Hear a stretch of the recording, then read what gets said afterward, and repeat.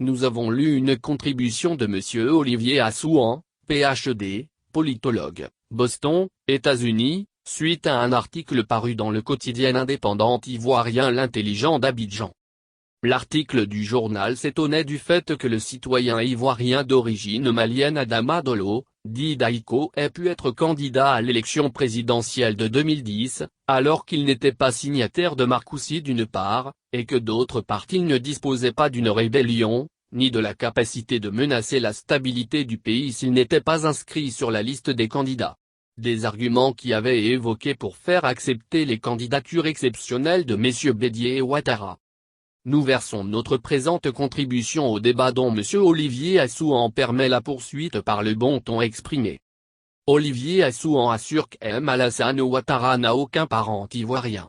Pourtant l'arrêt de Tiakoné cité en appui de son affirmation n'a fait qu'émettre des doutes, et s'est gardé d'être tout autant péremptoire. De plus aucune juridiction qualifiée de Côte d'Ivoire n'a, à la suite de cet arrêt très discutable, déclaré que le candidat Ouattara n'a aucun parent ivoirien. La question de la nationalité, qui est une question préjudicielle, est de la compétence d'un tribunal régulier, et non du juge constitutionnel. En la matière, tout juge professionnel qu'il était Tiakoné n'était pas compétent pour connaître de la question de la nationalité. Tout comme il ne peut par exemple vider, sans l'avis des impôts, un contentieux relatif à la régularité fiscale, ou au dépôt de cautionnement. Dans le cas d'espèce c'est l'avis de l'administration du Trésor, ou des impôts qui fait foi en cas de contentieux. Le juge constitutionnel n'est pas chargé de régler des délits de droit commun que peut constituer la question de la nationalité, considérée comme une question préjudicielle. Par exemple, à l'occasion d'un litige devant un tribunal, en cas de doute ou de contestation sur la nationalité, la question de fond portée devant ce tribunal ne peut être vidée, avant que soit vidée la question relative à la nationalité qui a surgi. Au surplus, le juge constitutionnel qui n'a pas de compétences en matière de médecine ne peut que commenter le dossier médical sur la base des indications du médecin qualifié l'ayant signé. En aucune manière, le juge constitutionnel ne peut juger sans l'avis d'experts qualifiés un dossier médical. Dans les tribunaux réguliers compétents pour régler et connaître de la question de la nationalité, il est souvent fait appel à des experts. Monsieur Tiakoné n'a fait référence à aucune décision de justice pour argumenter au sujet de la nationalité du nommé Alassane Ouattara. Vous et moi, nous pouvons dire que telle personne est de nationalité ivoirienne, mais seul un juge régulier est compétent pour délivrer un certificat de nationalité qui établit au-delà des sentiments des uns et des autres la nationalité d'un individu, au vu des conditions exigées par la loi et des pièces fournies par le requérant ou le pétitionnaire. Lorsqu'un certificat de nationalité délivré paraît douteux et irrégulier, il faut saisir le tribunal régulier. Le juge constitutionnel n'a pas cette prérogative, même quand il est saisi pour se prononcer sur l'éligibilité d'un candidat. S'il peut se substituer à l'administration des impôts, du Trésor, aux médecins et aux juges compétents pour les matières liées à la nationalité, le juge constitutionnel pourrait un jour sortir de son cadre, pour certifier des attestations de régularité, des rapports de médecins, ou même pour prétendre juger des flagrants délits et des crimes au même titre que les tribunaux. En cas de doute sur la nationalité, le juge constitutionnel n'interprète pas le code de la nationalité comme l'a fait Tiakoné. Il soumet le dossier à un tribunal régulier qui règle et tranche la question. Avoir des notions et des compétences en matière de droit et de connaissance des lois pour avoir été juge de siège, ou procureur par le passé, ne peut justifier le fait que le juge constitutionnel s'octroie des prérogatives de façon indue. Au-delà des questions d'éligibilité pour un candidat à la présidentielle ou pour un député, il est constant qu'Alassane Ouattara a été régulièrement déclaré et accepté comme président d'un parti politique ivoirien. Il se trouve que pour prétendre diriger un parti politique ivoirien, il faut être ivoirien, même si c'est par naturalisation. Ou bien il y a eu infraction à la loi sous le regard complice de tous si on s'en tient à l'interprétation faite par Olivier Assouan de l'arrêt cité en référence, ou bien Alassane Ouattara est régulièrement ivoirien.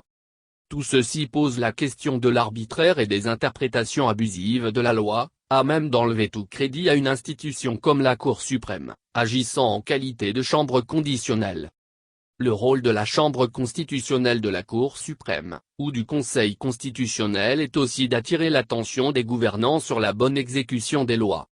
La décision qui est non susceptible de recours, portant rejet de la candidature d'un citoyen pour cause de nationalité ivoirienne douteuse, ne doit pas consister simplement à dire que M. Ouattara n'est pas éligible au poste de député ou de président de la République, mais elle doit aussi veiller à ce qu'en sa qualité de non-ivoirien d'origine, ni même de naturalisé car aucun document ne permet de disposer qu'il a été naturalisé, il ne soit nullement autorisé à diriger un parti politique ivoirien.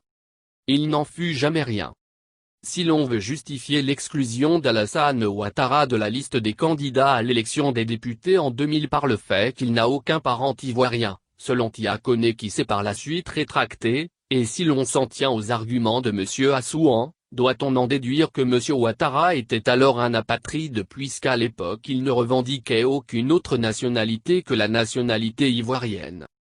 S'il n'était pas de nationalité ivoirienne, de quelle nationalité était-il régulièrement alors?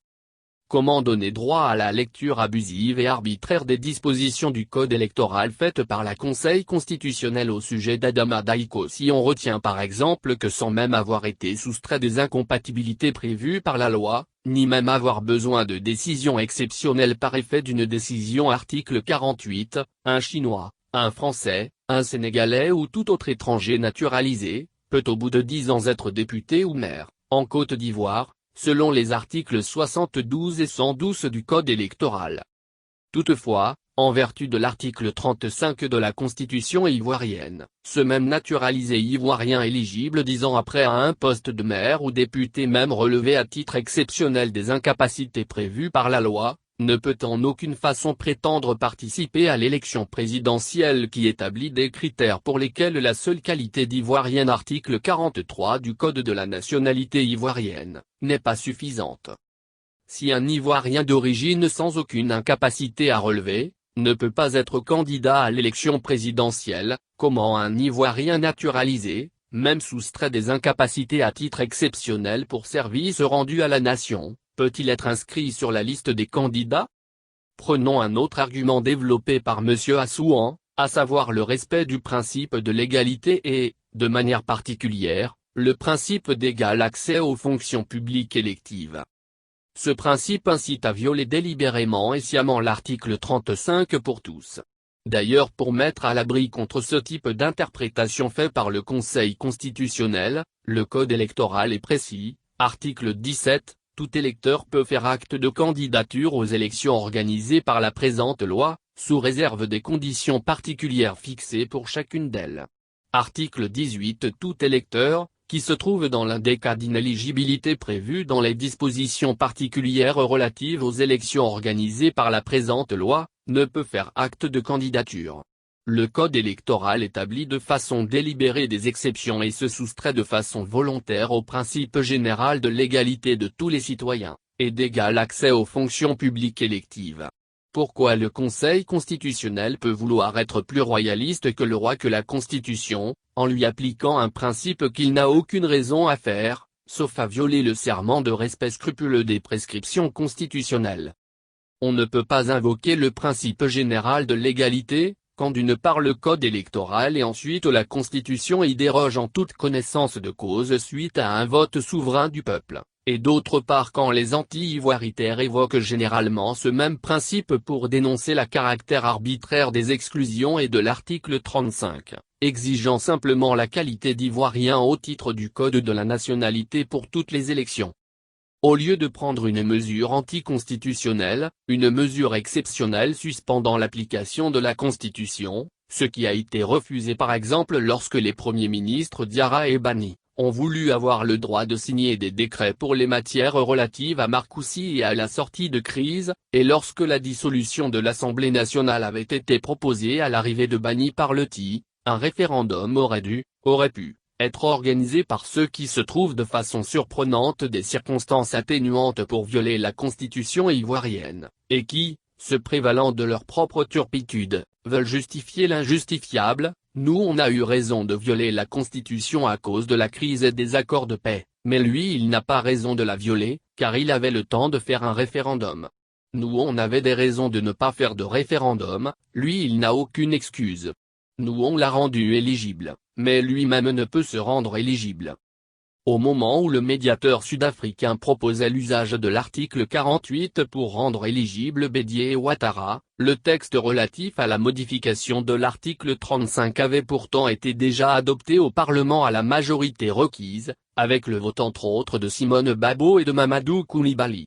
En restant dans la même logique, avec l'appel à voter oui de l'ensemble des acteurs politiques, les conditions de tenue d'une élection référendaire auraient été trouvées. D'autant plus que des années plus tard, nous sommes partis à l'élection de 2010, sans un désarmement intégral. L'organisation d'un référendum aurait permis de créer les conditions d'organisation d'un scrutin simple et sans polémique longtemps avant une élection présidentielle plus concurrentielle. Au surplus après Pretoria, il y a eu l'accord de Ouagadougou, il y a eu une situation de paix relative, qui aurait permettre d'organiser un référendum consensuel avant la présidentielle, et qui aurait mis fin à cet attentat à la Constitution que constituait l'usage de l'article 48 pour suspendre l'application de la Constitution en son article 35. Une question à ceux qui trouvent que Babo et Mbeki ont bien fait, et si Ouattara décidait en 2020, sans référendum et au vu de la situation de tension et d'implosion, de suspendre pas l'article 48 comme l'avait déjà Laurent Gbagbo, l'application de l'article 35, en vue de se représenter pour un troisième mandat?